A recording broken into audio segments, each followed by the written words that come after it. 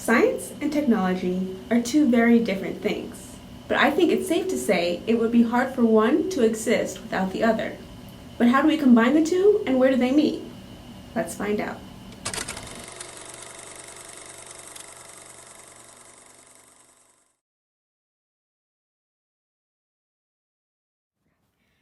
Hello everyone, welcome to another episode of The Scene in STEAM. I'm so excited to have Mikayla James with me today. Mikayla, welcome to The Scene in STEAM. Thank you for having me. I've been looking really forward to just like sitting down and talking with you on the talk great. show. I'm so excited. So Mikayla, I wanted to have you specifically because you told me that you're interested in bioinformatics and doing that for a living. Yeah. And you're already on your way. You work at a really advanced, biotechnology institution already, and you told me like you really love it. It's something that you could definitely see yourself doing in the future. So what got you interested in bioinformatics in the first place and made you, say, this is really cool? I first got interested in it once I was working at my job. I kind of do like a bunch of odd jobs around the lab sort of thing, and one of the jobs that I've been given have been to kind of like look at data and maybe just like clean the data, analyze the data, and just various data analyses on the computer, which is kind of what bioinformatics is. And I just found it to be really interesting. Like, I like the wet lab part of, my job, but I found that I was gravitating more towards the bioinformatics data analysis side. I just liked the way I could, manipulate the data, well, not really manipulate, but manipulate data in order to really get a story out there. Okay. Because, yes, you have your wet lab where you're just doing your, you're doing your standard experiment, like you pipette a thing into another thing, sort of thing. But the heart, I guess, of research is that analysis that you get from using bioinformatics.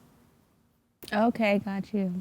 So you mean after you compute all the data and you're kind of like looking at it now to see, okay, what is this data actually telling us? Yes. Got you. So you like, that part and kind of figuring all that out. What is something that you maybe don't like as much about it? What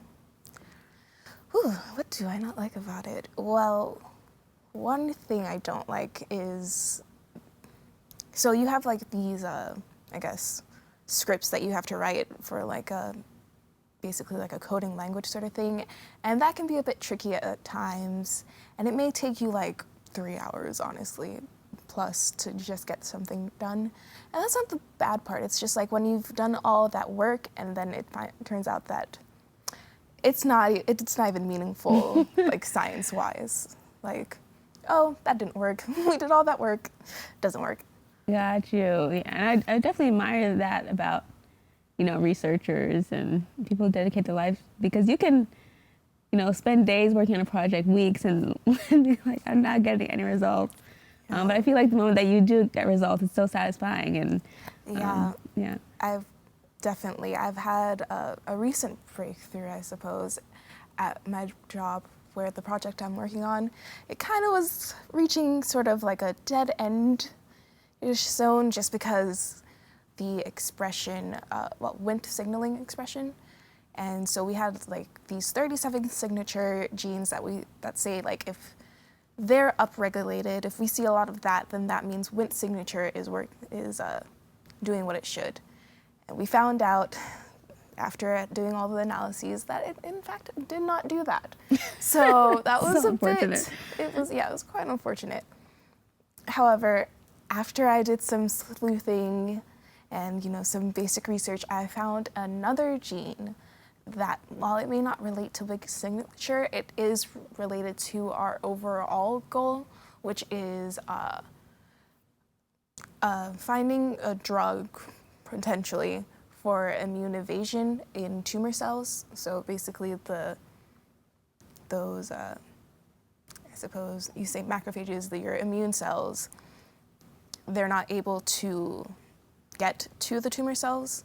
So you have this tumor cell, and typically they're supposed to like attack it and eat it and destroy it.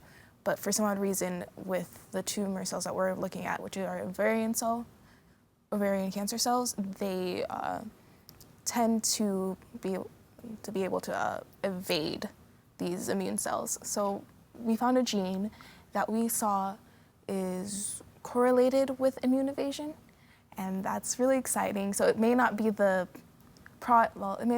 genes that we were initially hoping to influence, but we were able to influence something else, which is exciting for like future projects. Right. So you found results, but it wasn't the ones that you were looking for. Yes. But it's still results. Still results, yeah. And that's, you know, I find like a lot of scientists say that, like, you know, they're doing this one experiment and like by a happy accident, they found like the cure to some disease or something. You know? I mean, we haven't found a cure, but yes.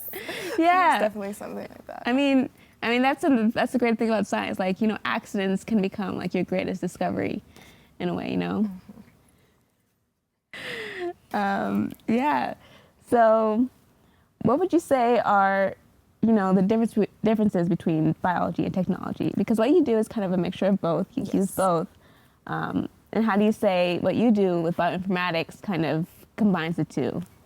Okay, so I guess technology in general is more of like a man-made thing. I guess I'll just call it a thing that is used to, I don't know, help us with our daily lives, sort of thing. And while biology is more of a living science, you know, it's the study of a living body, sort of thing.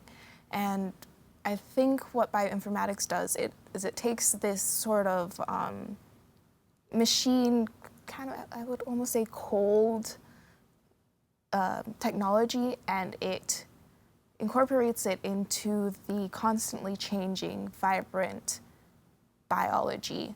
And with that, we are able to, which by the way, I follow this lady on YouTube called OMG Nomics. Got it. Yeah.